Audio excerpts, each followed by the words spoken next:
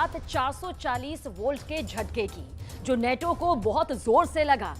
दरअसल पुतिन ने नेटो के बहुत ही खतरनाक टैंक को मारकर लटका दिया। ये टैंक जेलेंस्की को बहुत उम्मीदों के साथ दिया गया था, लेकिन अब बाइडेन के कैंप में मातम छा गया है, जबकि पुतिन ने उस टैंक का वीडियो वायरल करके पूरी दुनिया को बता दिया कि जो रूस से टकराएगा वो चूर चूर हो जाएगा। अब जेलेंस्की को लग रहा है कि अगली बारी उनकी है और उन्हें बचाने अब कोई नहीं आएगा।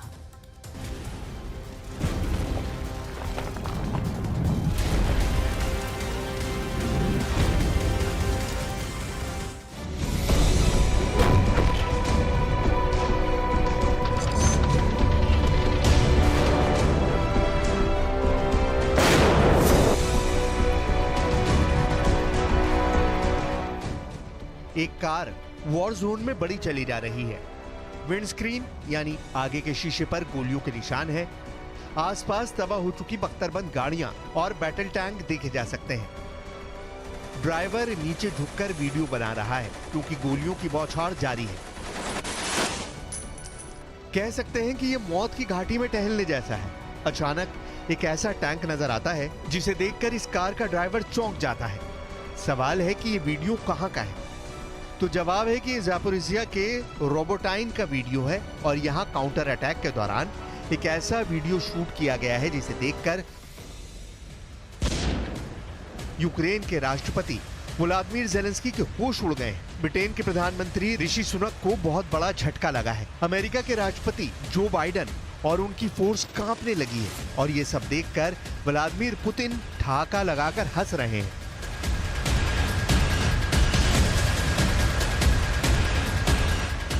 इस वीडियो को बहुत गौर से देखिए। ये कार के अंदर से बनाया गया वीडियो है। कैमरा वॉर जोन की तरफ है और यहां नजर आता है एक जलता हुआ टैंक।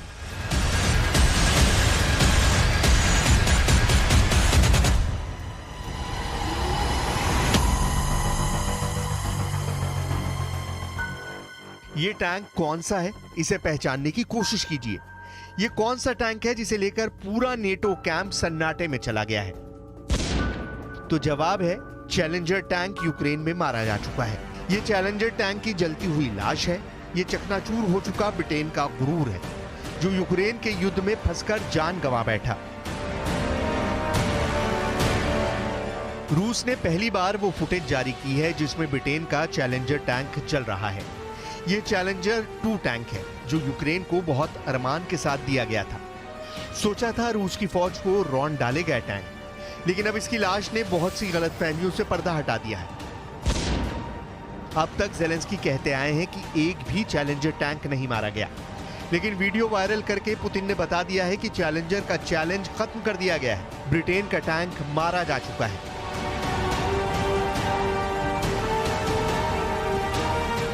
चैलेंजर टैंक की लाश का वीडियो जारी होने के बाद पूरा ब्रिटेन सहमा हुआ है। लंदन की खामोशी बता रही है कि पूरा ब्रिटेन इस खबर पर मातम मना रहा है। चैलेंजर टैंक की लाश का वीडियो जारी होने के बाद पूरा अमेरिका डरा हुआ है। न्यूयॉर्क की बेचैनी इस सन्नाटे से साफ नजर आ रही है, क्योंकि अब अमेरिका अपना एब्राम्स टैंक भी यूक्रेन को देने जा रहा है। ऐसे में सवाल है कि क्या पुतिन ने अमेरिका के एब्राम्स टैंक की भी लाश बाइडेन को फ्री डिलीवरी के तौर पर भेजने का इंतजाम कर लिया है?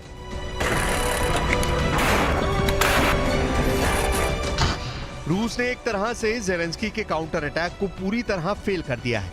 नेटो के टैंक फोड़े जा रहे हैं। पुतिन ने इन पश्चिमी हथियारों के साथ बहुत बेरहमी दिखाई है।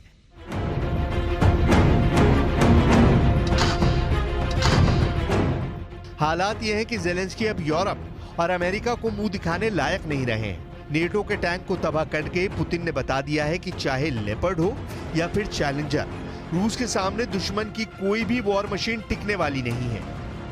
और अब ज़ेलेंस्की का काउंटर अटैक पूरी तरह फेल करने का सबसे बड़ा सबूत पुतिन ने दिखा दिया है।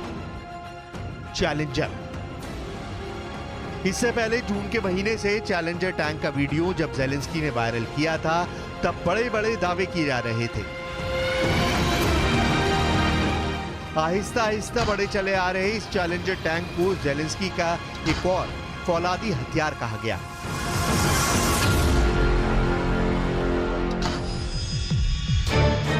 ये यूक्रेन के युद्ध में शामिल हुए चैलेंजर टैंक की पहली तस्वीरें हैं। जून के महीने में पहली बार ब्रिटेन से मिले चैलेंजर टैंक को यूक्रेन के युद्ध में दिखाया गया और अब 4 सितंबर को इसकी लाश पूरी दुनिया में वायरल हो रही है। यानी पुतिन ने नेटो के टैंक का काम खल्लास कर दिया है। जब चैलेंजर टैंक को युद्ध में भेजा गया तब ये वीडियो देखकर ज़ेलेंस्की बहुत ज्यादा खुश थे। ज़ेलेंस्की को लगा कि उनके हाथ में चैलेंजर नहीं बल्कि गेम चेंजर लग गया है। ब्रिटेन ने चैलेंजर टैंक ज़ेलेंस्की को बहुत उम्मीदों के साथ दिया। ब्रिटेन को उम्मीद थी कि इसी टैंक से यूक्रेन की फौज पुतिन के मोर्चों को रौंद कर रख देगी।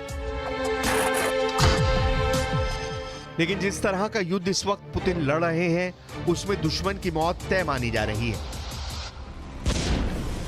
पुतिन ने इससे पहले लेपर्ड टैंक का शिकार किया और फिर ये वीडियो पूरे यूरोप में वायरल करवा दिया ताकि नेटो इस वीडियो को गौर से देख ले और इस बात को गांठ बांध कर रख ले कि पुतिन की फोर्स के आगे नेटो का हर हथियार फेल होगा, बुरी तरह मारा जाएगा। पुतिन ने इसका ऐलान एक बड़े मंच पर किया जहां से पूरी दुनिया ने समझा कि पुतिन कैसे यूक्रेन में नेटो के हथियारों को एक के बाद एक खत्म करते जा रहे हैं। पुतिन का दावा है कि नेटो ने यूक्रेन को जितने भी टैंक और बख्तरबंद गाड़ियां दी हैं, उसमें 30% खत्म हो चुकी हैं। Сегодня я уже говорил о том, что там на одном участке предпринимаются попытки атак силами 2 рот при поддержке 5 танков. На другом участке тоже 1,5 роты примерно при поддержке 2 танков. Танки горят, несколько танков уничтожено. И это в том числе леопарды. И вчера было то же самое. И вчера были леопарды. Они горят. Также будут гореть и F-16. पुतिन कह रहे हैं कि नेटो का हर हथियार तबाह किया जाएगा और अगला नंबर F-16 का होगा।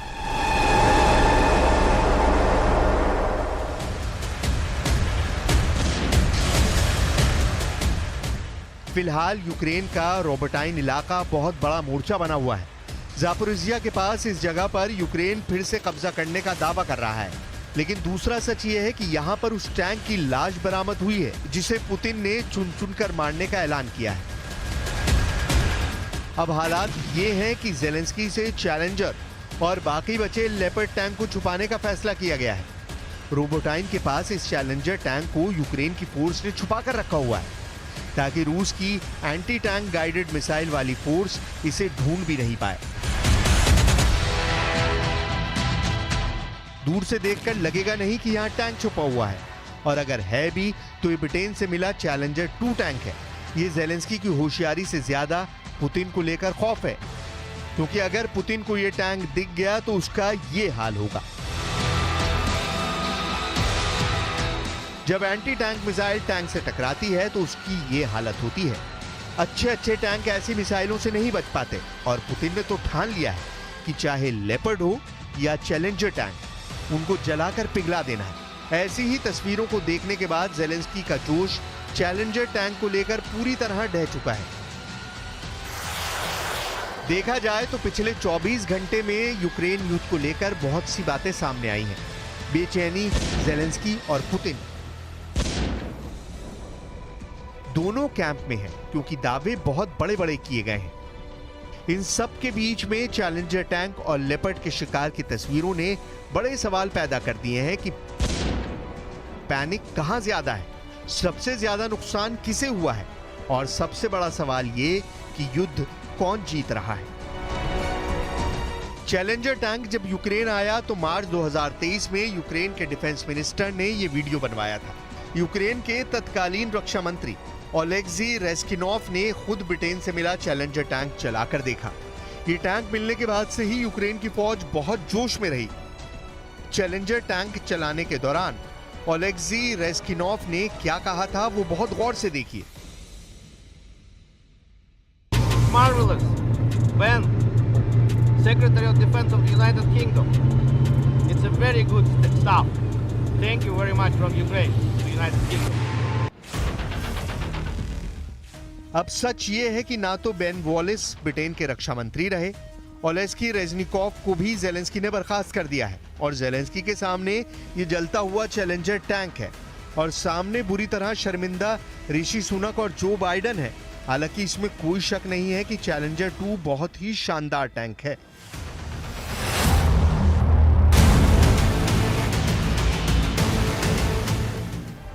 रूस के T-90 जैसे खतरनाक टैंक का मुकाबला करने के लिए ब्रिटेन ने ऐसे 14 टैंक यूक्रेन को फौरन सप्लाई कर दिए थे और अब ये लेपर्ड टैंक के साथ रूस से लड़ रहा है।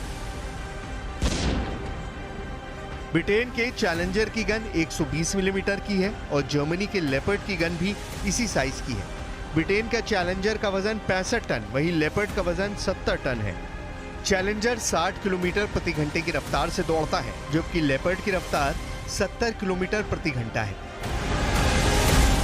इसमें कोई शक नहीं है कि ये दोनों टैंक ही नेटो के बहुत खतरनाक हथियार माने जाते हैं, लेकिन इसके खिलाफ पुतिन की तैयारी तो और ज्यादा जालिम निकली है।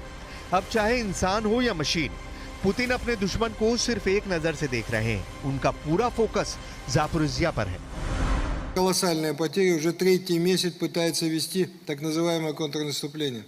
Ни на одном из направлений вооруженные силы Украины своих целей не достигли. Украинское руководство отчаянно старается продемонстрировать западным кураторам хоть какой-то успех наступательных действий с целью дальнейшего получения военно-экономической помощи, что только затягивает. पुतिन अपने रक्षा मंत्री सरगई शोइगु को टैंक बनाने वाली एक फैक्ट्री भी भेज चुके हैं ताकि उत्पादन का जायजा लिया जाए और पता चल जाए कि रूस के कितने नए टैंक जल्दी ही फ्रंट पर भेजे जा सकते हैं। ये फैक्ट्री रूस के ओम्स इलाके में है। यहाँ T-90 टैंक भी बनता है और बख्तरबंद गाड़ियां भी बनती हैं। सरगई शोइगु ने यहाँ एक प्रोडक्शन लाइन का हाल जाना ताकि पता चल जाए कि युद्ध वाली डिमांड कब तक और कैसे पूरी हो रही है।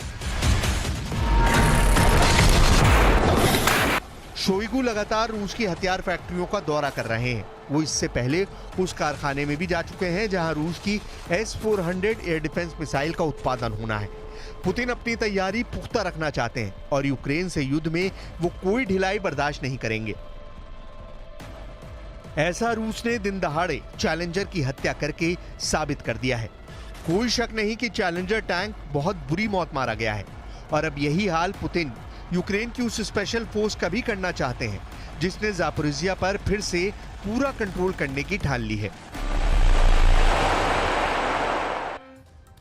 America, France, Britain, Poland, Estonia, इसके अलावा स्वीडन, लातविया और पूरा नेटो, ये सारे देश चाहे रूस को कितनी ही धमकियां दें, लेकिन सच ये है कि इन सभी देशों को युद्ध से खौफ लग रहा है। आज दुनिया में युद्ध कोई नहीं करना चाहता, लेकिन व्लादिमीर पुतिन एकदम बेखौफ हैं। दावा यह किया जा रहा है कि रूस के ड्रोन ने नेटो के एक प्रमुख देश में धमाके किए हैं, लेकिन नेटो के 30 देश खामोश है, कोई भी कुछ नहीं बोल रहा। और चौंकाने वाली बात यह है कि जिस देश पर हमला हुआ उसने रूस के हमले से इनकार कर दिया।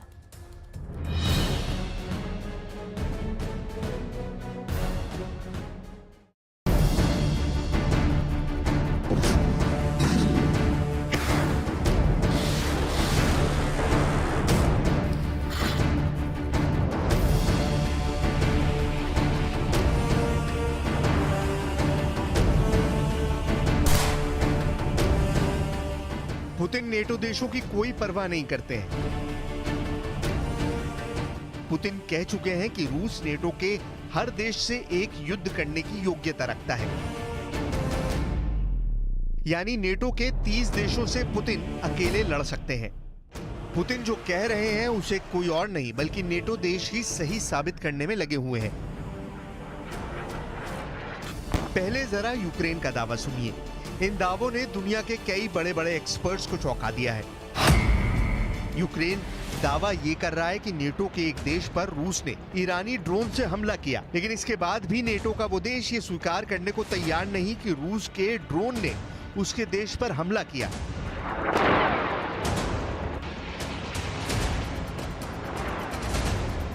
आखिर ये कौन सा देश है जिस पर पुतिन ने ड्रोन गिरवा दिए हैं? ये दुनिया की इस वक्त की सबसे बड़ी खबर है। इस पर तो हम विस्तार से जानकारी देंगे ही, लेकिन इसके अलावा यूक्रेन के अंदर भी मारकाट मची हुई है।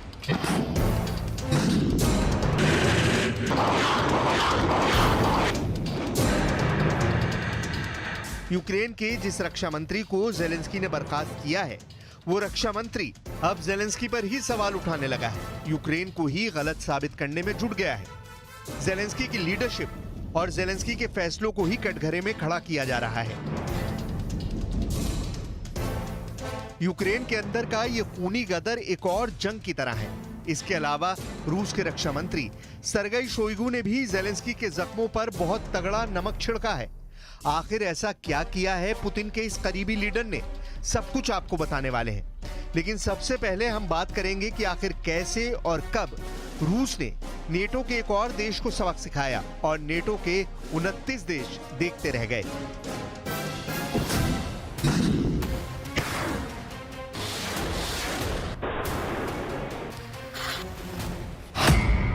सबसे पहले आप ये मैप देखिए, ये है यूक्रेन और यूक्रेन के बॉर्डर पर मौजूद ये है यूक्रेन का पड़ोसी देश रोमानिया। यूक्रेन का एक बंदरगाह रोमानिया की समुद्री सीमा को छूता है जिसका नाम है इस्माइल। इसी बंदरगाह पर रूस ने हमला किया था। यूक्रेन ने बयान दिया है कि यूक्रेन के इस्माइल बंदरगाह पर रूस ने रात भर हमले किए हैं। ये हमले ईरान के शाहिद ड्रोन से किए गए हैं। इस हमले के दौरान ईरान निर्मित रूस का ड्रोन शाहिद रोमानिया के इलाके में गिरा और उसमें विस्फोट भी हो गया।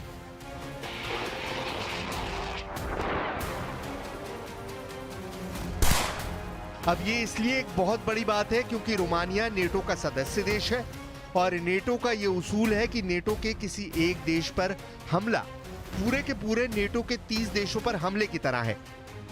यानी अगर यूक्रेन का दावा सही है कि जब रूस के ड्रोन रोमानिया की सीमा के अंदर गिरे और रोमानिया में रात भर विस्फोट होते रहे, तो फिर यह हमला रोमानिया के साथ साथ नेटो की एकता और अखंडता पर भी है। नियमों के मुताबिक तो अमेरिका और बाकी 29 नेटो देशों को इस पर विरोध करना चाहिए था, लेकिन सब के सब पुतिन के खौफ से खामोश नजर आ रहे हैं।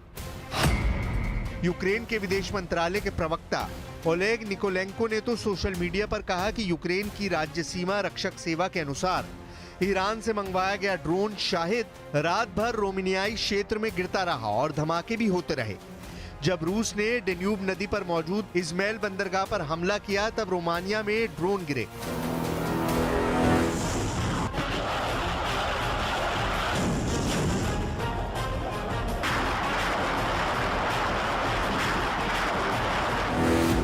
लेकिन रोमानिया ने साफ कर दिया कि रूस ने उस पर कोई हमला नहीं किया, ना ही उसका कोई ड्रोन ही रोमानिया की सीमा में गिरा है। इसका मतलब साफ है कि रोमानिया पुतिन से पंगा नहीं लेना चाहता है और नेटो देश का सदस्य होने के बाद भी वो पुतिन के सामने खड़े होकर सच बोलने की भी हिम्मत नहीं जुटा पा रहा है। दरअसल यूक्रेन के इस्माइल बंदरगाह पर रूस का ये हमला इसलिए भी बहुत अहम है क्योंकि इस्माइल बंदरगाह से अनाज की आपूर्ति पूरी दुनिया को होती है। पुतिन ने तुर्की के राष्ट्रपति अर्दोगान के साथ हुई मीटिंग के बाद यह साफ कर दिया है कि काला सागर अनाज निर्यात सौदे को तब तक नहीं मानेगा जब तक यूरोप रूस की मांगे नहीं मानेगा। दरअसल यूक्रेन एक अनाज पैदा करने वाला बड़ा देश है, लेकिन उसे अपना अनाज भेजने के लिए काला सागर से अपना जहाज भेजने होंगे। लेकिन काला सागर में पुतिन की नौसेना फौलाद की तरह जमी हुई है। अमेरिका और तुर्की समेत नेटो ये चाहता है कि पुतिन अनाज के जहाजों को गुजरने के लिए काला सागर की घेराबंदी ढीली करें, लेकिन पुतिन इसके लिए तैयार नहीं है। पूरी दुनिया में खाद्यान्न संकट पैदा हो रहा है और रूस काला सागर में अपनी लोकेशन की वजह से अमेरिका, यूरोप और नेटो को ब्लैकमेल कर रहा है। काला सागर के जिस समुद्री रास्ते से रोमानिया अपने जहाज बेचता है, उन समुद्री रास्तों पर भी पुतिन की सेना हमला कर चुकी है। तुर्की के राष्ट्रपति ने पुतिन को मनाने की कोशिश की, लेकिन ये कोशिश नाकाम हुई। На глобальных продовольственных рынках, это я хотел бы подчеркнуть особо, чтобы на этот счет не говорили. Цены на зерновые продолжают снижаться. Физического недостатка в продовольствии нет. Есть проблемы с его справедливым распределением. Это да, но никак это не связано с так называемой... एक तरफ रूस की सेना अजगर की तरह यूक्रेन को अपने फंदे में कस रही है, तो दूसरी तरफ यूक्रेन के अंदर जेलेंस्की की कोर टीम में ही कोहराम मचा हुआ है। यूक्रेन के बर्खास्त रक्षा मंत्री अलेक्सी रेजनिकोव ने कहा है कि यूक्रेन हर दिन युद्ध पर $100 मिलियन खर्च कर रहा है। $100 मिलियन यानी करीब 800 करोड़ रुपए खर्च कर रहा है। यूक्रेन अब तक दुनिया से 8 लाख करोड़ के हथियार ले चुका है और इसमें भी 4 लाख करोड़ के हथियार अकेले अमेरिका ने दिए हैं। करप्शन के आरोपों से घिरे यूक्रेन के पूर्व रक्षा मंत्री यही बताने की कोशिश कर रहे हैं कि दरअसल यूक्रेन का ये युद्ध बहुत महंगा पड़ रहा है। ज़ेलेंस्की पर सीधे सीधे सवाल खड़े किए जा रहे हैं, लेकिन सवाल सिर्फ यही नहीं है। सवाल उन आंकड़ों पर भी है जो अक्सर यूक्रेन की तरफ से जारी किए जाते हैं। यूक्रेन ये दावा कर रहा है कि युद्ध में अब तक रूस के 2,65,000 सैनिक मारे गए हैं। यूक्रेन के इन आंकड़ों पर कोई भरोसा नहीं करता है, लेकिन अब रूस के रक्षा मंत्री ने भी एक आंकड़ा पेश किया है। सर्गेई शोइगु के मुताबिक युद्ध में यूक्रेन के 66,000 सैनिक मरे हैं और यूक्रेन को 7,600 भारी हथियारों का नुकसान उठाना पड़ा है।